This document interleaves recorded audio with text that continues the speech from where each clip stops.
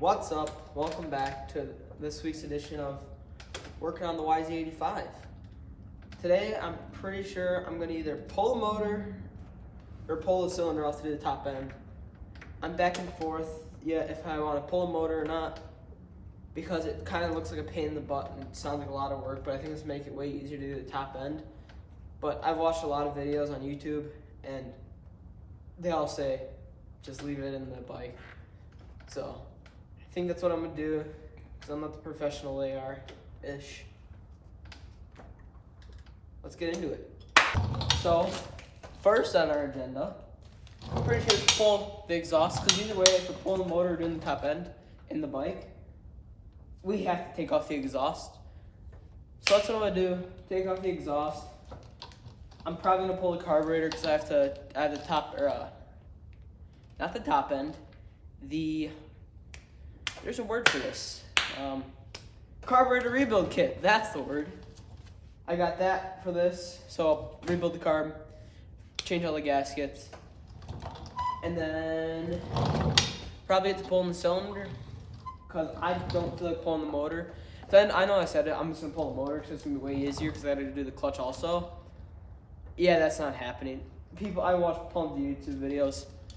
They just say, just leave it in there and just pull the cover off, drain all the oils. I'm not excited because I'm about to spend more money on gear oil and radiator fluid, but at least those will be fresh. Time to get to it.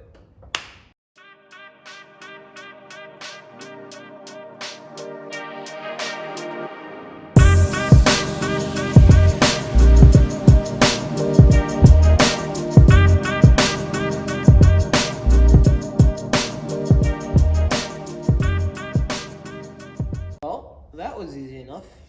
If any of you guys are curious, this is what a 2002 YZ85 expansion pipe looks like. Pretty expansion-y. Hey, there's a dent there. Just so you know. This is what it looks like in all its glory.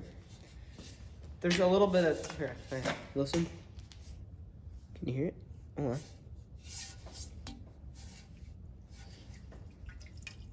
There's a little bit of something in there.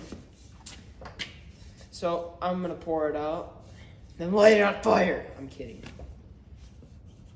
But so now we have the expansion pipe out.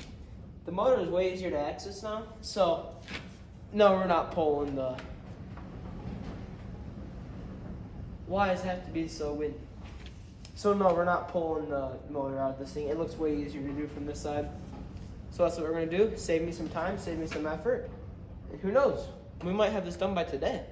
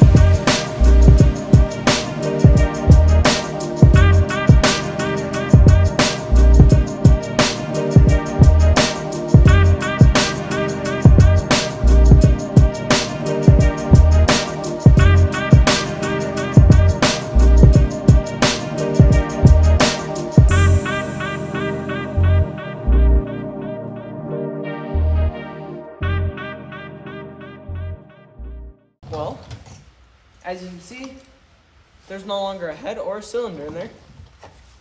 Voila. I'm keeping this as a little trophy. Pretty cool, pretty amazing. Oh, that's not good to be sitting there. So, time for the rebuild process, which is kind of crazy actually because this hasn't really taken me that long. That means I'm making some quick progress, which is sweet. So now we just gotta put the needle bearing back in here. Yeah, put the needle bearing. I'm gonna hone the cylinder. I bought that fancy tool. Hone the cylinder because there's lots of scoring in it here. I don't know if you guys can see. There's lots of scoring in there. You guys probably can't see, but take my word for it. There's a lot. Let's back down. There's a lot of scoring in there, which is okay. I can fix that.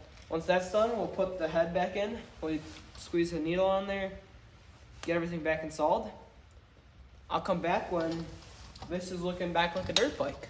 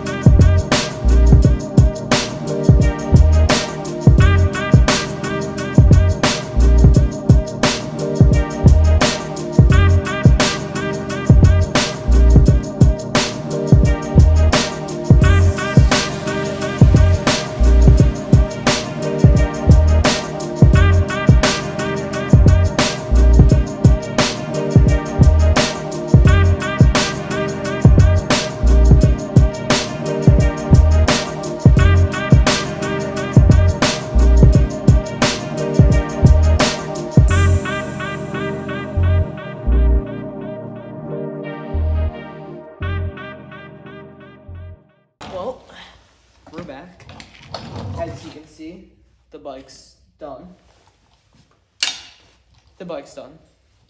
I finished the top end last night. I got a phone call from somebody, so then my phone just decided to stop recording. I didn't realize it. So then I finished putting everything in. He doesn't see that on time lapse. But so later on, got it done, and I just wanted to see if it'd kick over, because before there was no compression. So I'm gonna start kicking it. Nothing. There's still nothing. So I did a little YouTubing, realized that there's a common issue with these 85s about this year, that this Kickstarter, there's a gear inside of there and there's a little pin. Here. There's a little pin and it will break off, then the gear will slide forward and then this won't engage. So if you lean it over to the left, can I show you guys? I'll have to lean it a lot. But if you lean it to the left, the bike will start kicking over. And then also, got to stand for it. Goes on the other side. Got to stand for it. But the problem is it's a little short, so the bike leans quite a bit to the one side.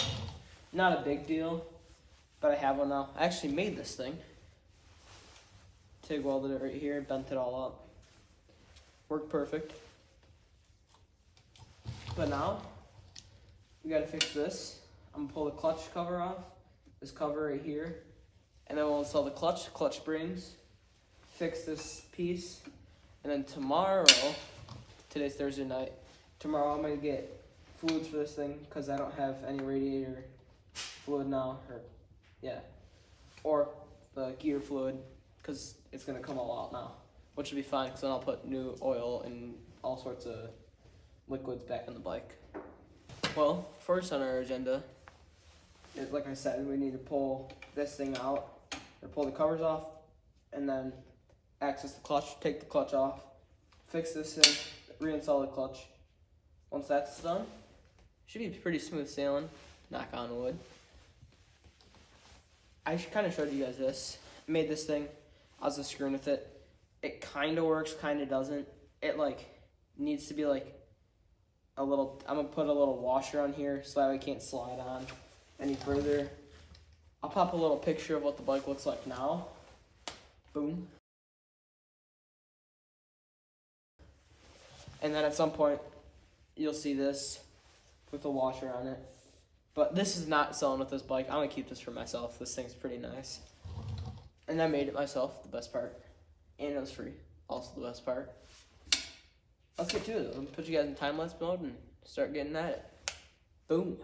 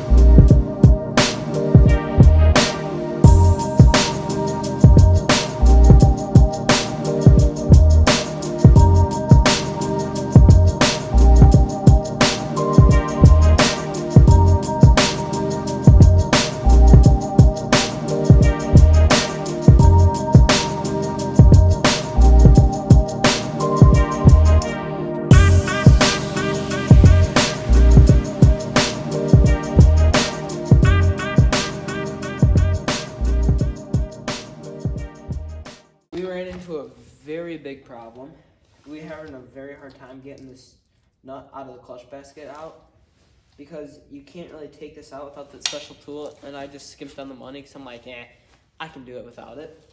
Well, you can't do it without it. So me and my dad were trying to figure out how to do it. You probably tell them the time lapse.